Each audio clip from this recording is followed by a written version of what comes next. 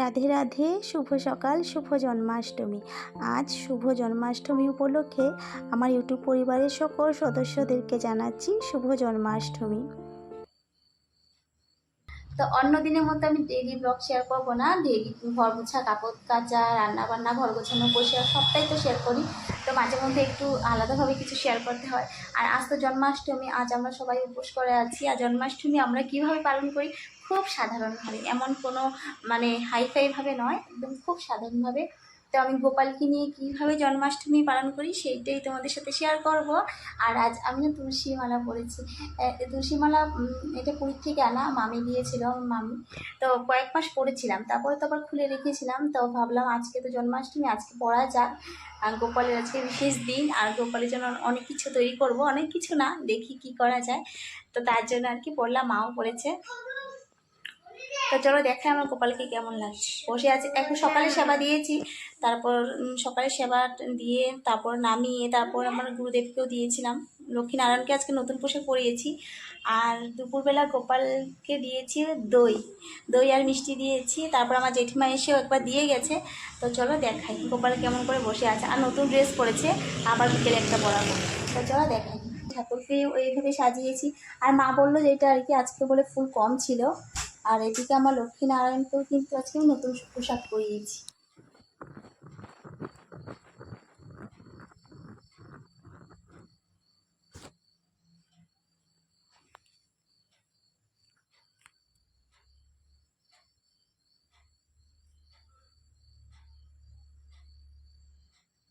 এদিকে ফল টল সব ধুয়ে রেখেছি, এদিকে তালটাও রেখেছি রেডি করে। এখন তালটা মানে চালবো, জেলে সব রেডি করবো। এখানে এই যে কপালের জন্য মিষ্টি আনা হয়েছে, রেডি করেছি। তো চলো তোমাদের সাথে শেয়ার করব কীভাবে কী করি। সবাই করে গোপালের জন্য অনেক অনেক কিছু তৈরি করে, কিন্তু আমরা কিছুই পারি না। সত্যি কথা, খুব সাধারণভাবে করব। তো আমি এখানে আটাটা চেলে নিচ্ছি আগেই। আর সকাল থেকে তো সেবা পুজো সবটাই চলছে। আর এখন ভাবলাম না একটু বিকেলবেলা বানাবো, সেই দুপুরবেলা তো অনেক থাকে না, পুজোর বাইরেও তো অনেক কাজকর্ম থাকে, সেটা সব সামলে। আর পুজোর কাজও কিন্তু বলতে গেলে কম নয়। আর আজকে একটা বিশেষ দিন, আজকে আরও বেশি কাজ। এই সেবা দিচ্ছি, এই ধুয়ে মুছিয়ে আনছি, পরিষ্কার করছি। তো আমার বরকে এখানে বললাম যে লাইটটা লাগিয়ে দাও। ও লাইটটা লাগিয়ে দিয়েছে, বলেছিলাম একটু ডিজাইন করে ঘুরিয়ে টুরিয়ে লাগিয়ে দাও। আমি তো আর পারবো না লাগাতে, তো তুমিই লাগিয়ে দাও। তো এভাবেই লাগিয়ে দিয়েছে। ও বলছে লাইটটা যখন জ্বলবে তখন ভাল লাগবে দেখতে। তো কিন্তু ভালোই লেগেছিল। তো আমি এখানে আটাটা চেলে দিয়ে তারপর সুজিটা চেলে নিয়েছি। আর আমার মাথায় ছিল না সেদিন যে প্যাকেট সুজি আনাবো, আমি খোলা সুজিটা নিয়ে এসেছি। তো সেইটা আমার সত্যি ভুল হয়েছিল।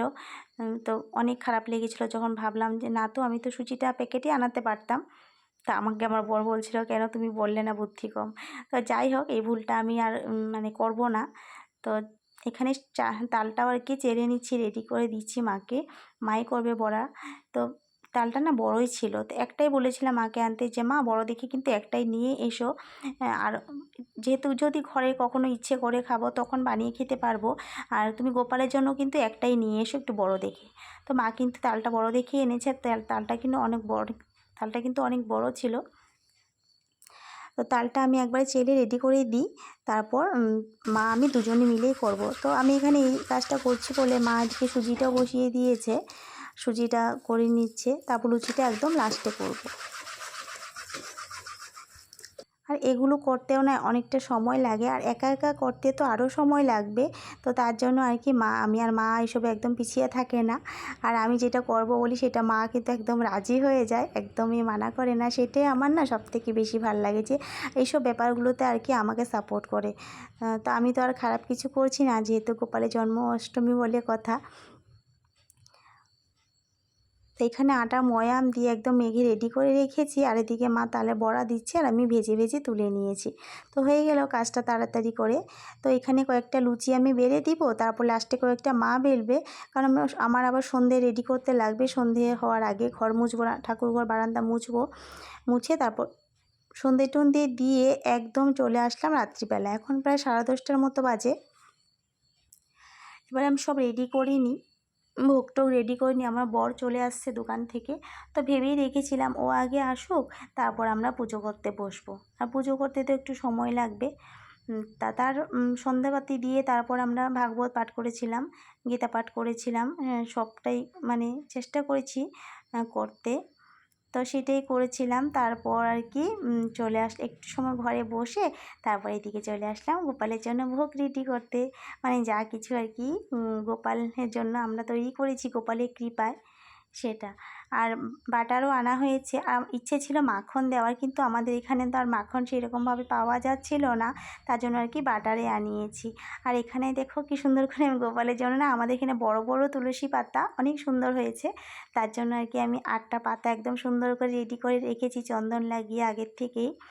তারপর এখানে আমি অভিষেক করাচ্ছি দই, তারপর মধু, ঘি, চিনি, অগুরু, চন্দন দিয়ে, আর আছে কর্পূর। তো এইসব দিয়ে আমি অভিষেক করিয়ে ভালো করে তারপর দুধটা না আমি আলাদা করে দিচ্ছি, একসাথে দিইনি। সকালেও কিন্তু আমি অভিষেক করিয়েছিলাম, এখনও আবার করাচ্ছি।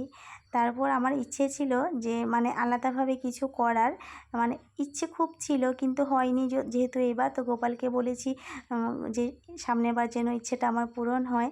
তো এখানে আমি পুষ্প অভিষেক করিয়েছি, মানে একটু করে আর কি টগর ফুলের পাপড়িগুলো ছেড়ে রেখেছিলাম। তো এখানে যে গোপালের সুন্দর পোশাকটা পরিয়েছি আর দেখো খুব সুন্দর লাগছে।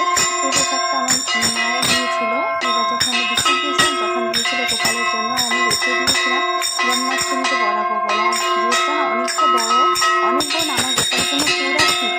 তো মানে বেশ সুন্দরও লাগছে দেখতে। তো আমি এখানে মালা যে গেঁথেছিলাম অনেক সুন্দর হয়েছে, বড় হয়েছে, দেখো দেখাও যাচ্ছে। আর আমার জেঠিমা গোপালের জন্য কিন্তু ফুলের মালা গেঁথেছিলাম আমাদের গাছের ফুল দিয়ে। তো এখানে একটু মানে মালাটাও দিয়ে দিয়েছে, আর কি যে ভালো লাগছে দেখতে, এত সুন্দর লাগছে। মানে কি বলবো, নিজে নিজে বলছি যে এত সুন্দর লাগছে। তো আমি মানে তিলক করিয়েছি, চন্দন করিয়ে তারপরে সুন্দর করে সাজিয়ে আলতা ফুল করিয়েছি, আবার দিয়ে বসিয়ে দিলাম। তারপরে এখানে ফল জল আমার বর যাই আনতে পেরেছি গোপালের জন্য, মানে গোপালের কৃপায় সেটাই আর কি নিবেদন করছি। 8 রকমের ফল ছিল, তার সাথে ছিল চকলেট, বাটার, মানে মাখনটা তো সেরকমভাবে দিতে পারিনি, যার জন্য বলেছিলাম বাটার নিয়ে এসে। মা এনে দিয়েছে বাটার, আর ছিল 8 রকমের মিষ্টি, তালের বড়া, সুজি আর লুচি।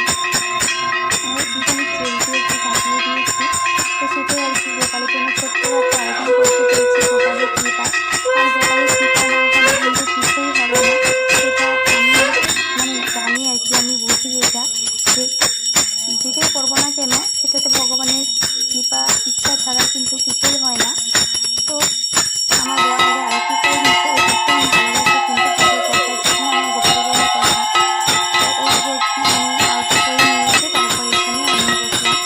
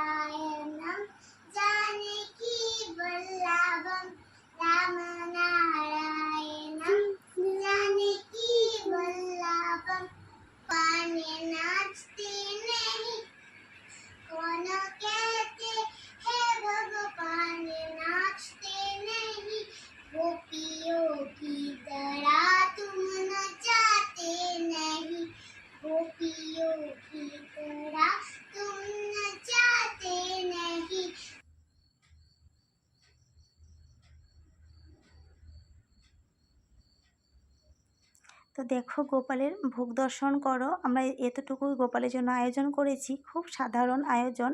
আর সবথেকে বড় কথা, আমার গোপালকে আগে দেখো, গোপালকে যে কত সুন্দর লাগছে।